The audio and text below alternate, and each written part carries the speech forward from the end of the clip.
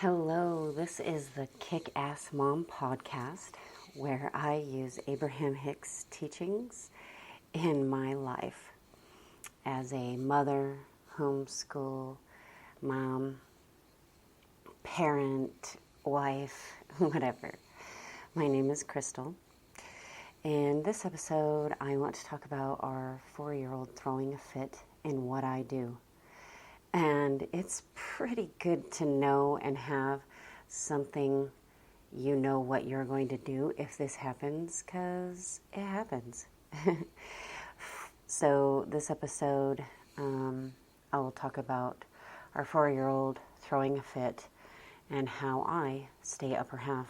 When I say upper half, I'm talking about the upper half of the emotional guidance scale. And I pretty much assume that my followers also follow Abraham and their teachings, so they know what I'm talking about. But if you don't, you can look up Abraham Hicks Emotional Guidance Scale, and you can see there are 22 emotions, and the upper half is from number 7, contentment, up, and the lower half is below that. So today is March 23rd, 2022. A recap of last week was I talked about Peaceful Homeschooling Day, where we consciously went from frustration in our homeschool to easy flowing days. And it was our focus that changed everything. We were way down in resistance, and now we are way up in love. Our days just keep getting better and better and flowing easier and easier. School is flowing more organically. There is much more love, like hugs are happening and less tears. And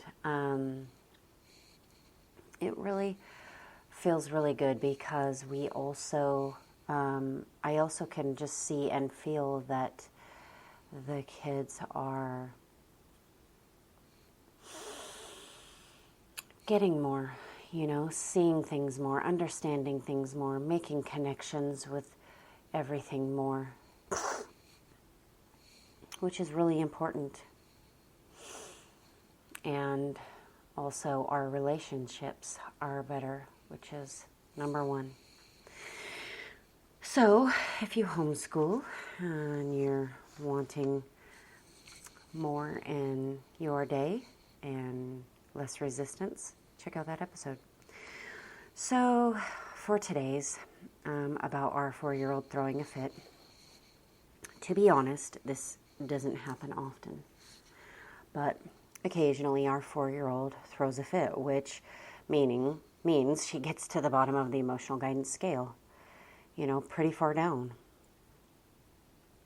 So when this happens, and I'm talking about, she's like being crazy, like trying to hit someone or, throwing something, or it's pretty far at the bottom and getting intense, I scoop her up, excuse me, and I take her to a room. And I go in there with her, and I close the door, and I sit against the door. She throws her fit. Now, excuse me, grab a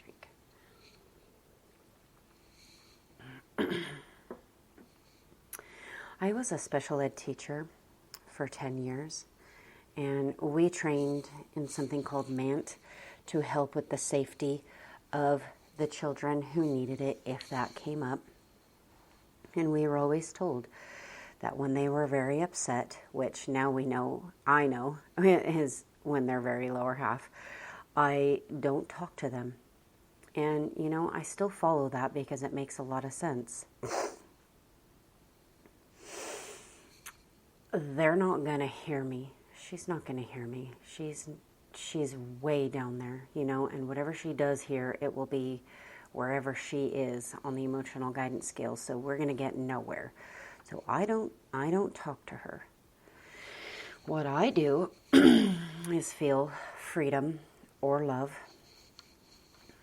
I kind of get this like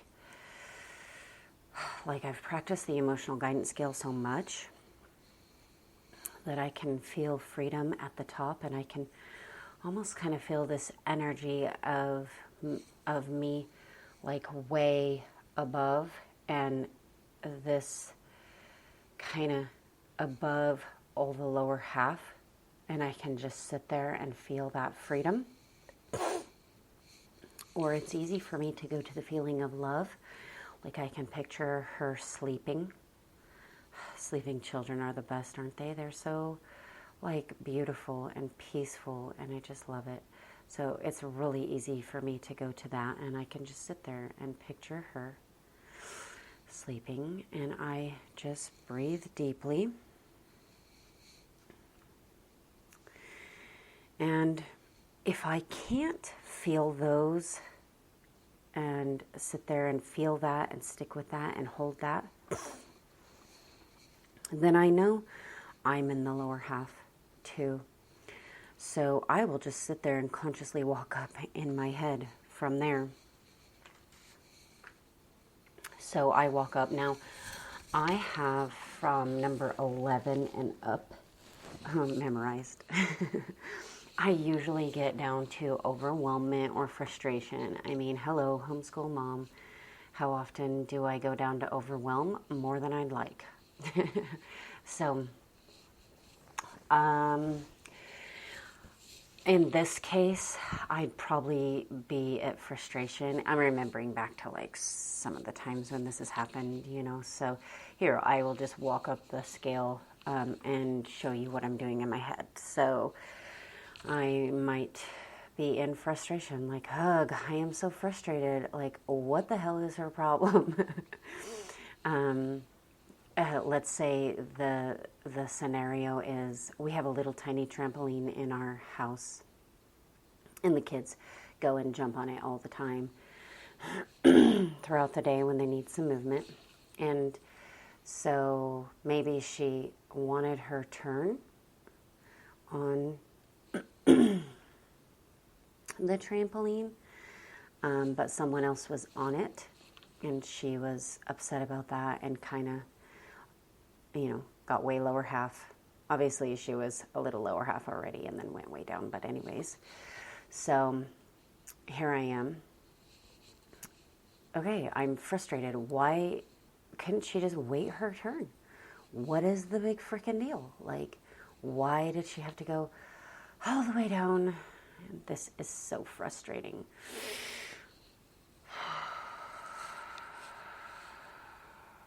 I'm not sure if she is ever going to get this down about taking turns or being patient thing down.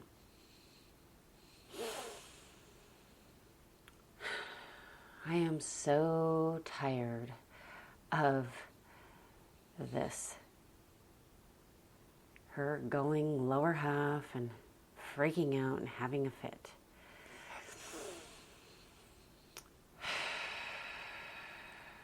Now I'm up to contentment. So that was pessimism, boredom. Now I'm up to contentment. Well, this really isn't that bad. Things are working out for me. I usually do this thing where I kind of just picture our family's bodies lighting up. So I will picture my husband, wherever he may be, you know, his body just lighting up. I definitely picture my body full of light. I definitely picture her body full of light. And our other two children, I light up their bodies. And our home. And I just kind of sit there and let that radiate and feel that contentment that everything really is fine. Hopefulness. Well, I'm sure that I can figure this out. This doesn't seem too bad.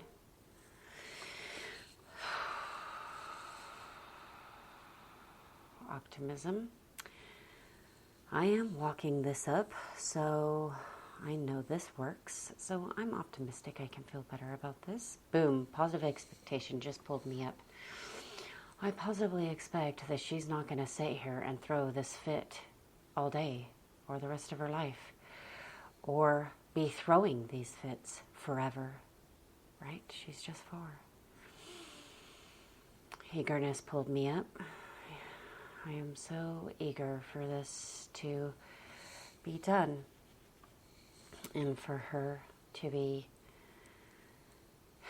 back to her happy, skipping around, joyful self, and for me to be upper half. Boom, passion just filled me up, pulled me up. And here I can feel my passion and my love for being with my children. You know, an image of picturing them sleeping just pulled me up. Images of them doing upper half things and being and feeling upper half.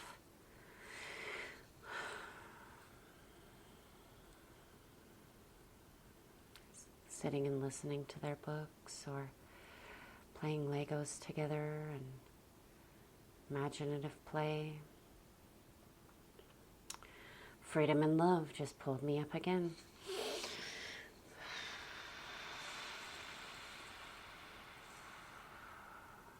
And I can sit there and feel that freedom and love, that love of picturing them sleeping or whatever things that are pulling me up. And now I'm upper half and I sit there and I just stay there as much as I can, continuing, like I said, to breathe deeply and deeper and feeling the freedom or love and holding that. Now, if she is throwing things or hitting or kicking, I just gently say, no thank you, in my gentle voice. I deflect, because honestly, if she's, hitting or something, she's not really doing it very hard, so I can deflect and just say, no thank you. And as I'm calming, she is too. She also sometimes says, I want out. I want out. She wants out of the room, And I just gently say, we can leave once you're calm. And she'll say, I'm calm, I'm calm. Sometimes, she's yelling. And I just don't say anything. I go back to not saying anything, In those times, I know I said nothing, but in those times, sometimes it's like she needs me to say something, because if I'm ignoring her, it almost kind of escalates it more. So once she begins calming down, she comes over to me and she sits on my lap and rests on me. Oftentimes, she starts crying and hugging me, which means she's probably, on frustration on the emotional guidance scale, and also starting to release more and more. And sometimes I just sit there and I continue breathing deeply, which she feels and mimics, and feeling freedom and love. And we will just sit there for, a couple of minutes doing that, like whatever it takes. And I can feel the releasing in her body. And I've also walked her up the scale from frustration just straight out loud. So it looked something, or sounded something like this.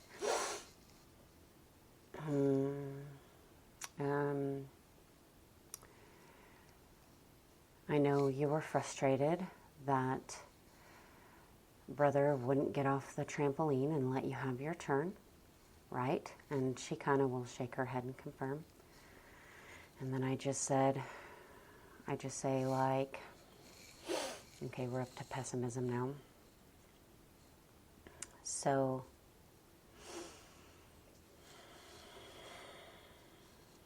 I'm not sure, he's ever gonna just get off there and let you have a turn. And boredom,